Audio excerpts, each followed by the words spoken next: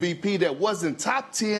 When it comes down to guys winning MVP since 1990, it's only 3 guys that won the MVP that wasn't top 10 in scoring. Do you know who those 3 guys were? Who were they? Steve Nash, Jokic, and Dirk Nowitzki. No. Dirk Nowitzki. What do those guys have in common? I'll let it sit there and marinate. You think about it. Now here's the thing.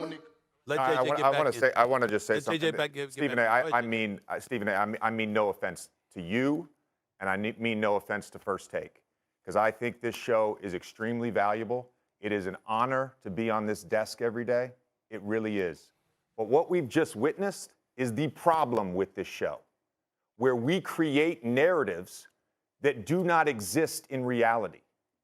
The implication, what you are implying, that the white voters that vote on NBA are racist, that they favor white people. You just said that. Yes, you did. Yes, you did. Yes, you did. That is exactly what you implied, Kendrick Perkins. That is exactly what you implied. Secondly, hold on. I did not call. I stated the facts. And you're not about to sit up. We all know what you implied the other day. We all know what you implied. Again, a topic, and here we go again, right? Here we go again. For those of you who've kept up with my videos, appreciate you guys, by the way, if you have been keeping up with them. But here we go again. Another black guy pulls out the race card and says or implies that, the Joker and Nash and Dirk have won MVPs only because they've gotten kind of the nod because they were white players. And J.J. Redick absolutely destroyed his argument when he asked him, why was 90 your cutoff point? Why didn't you bring up Magic Johnson and things like that? So he destroyed his argument with facts, as you can see.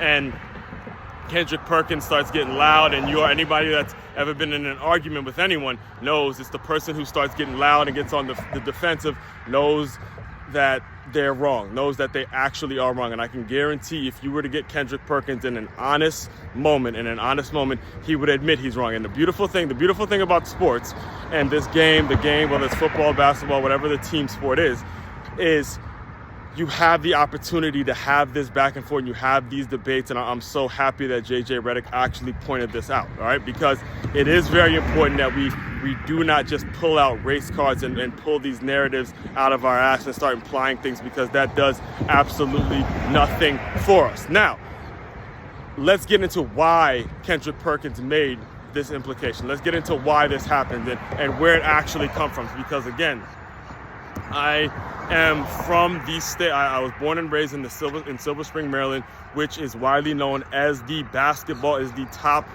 place in which all of the top basketball prospects are bred. Like we breed basketball players. Right? We breed basketball players. So I've seen it as I grown up. That's what makes me an expert, my actual life experience, right? And I can understand why Kendrick Perkins would make that implication. It's because here's what happens, all right? As a young black boy growing up, if you were ever told that the only way that you have the ability to make a difference in this world, the only identity that you have in this world is through your ability as a basketball player or as a football player, that's because you're a great athlete. If you have been told that as a young black boy, when you first see a white boy, all right, balling, it leads to a level of insecurity. All right, I know this from experience. All right, I'll give you an example. When I was in high school, all right, my senior class, class of 07, if you've been exposed to it long enough, if you're a black man and you see white athletes doing their thing and being better athletes, it does lead to levels of insecurity. So the solution, the answer to this issue is stop pigeonholing us. Stop pigeonholing us and making us feel like the only way that we can make a difference in society is through our athletics. We have to start taking our young black boys and start saying, look, just because you're not a great athlete, just because you're not going to go pro in football or basketball, whatever the sport is, does not mean you can't make a contribution in society. All right.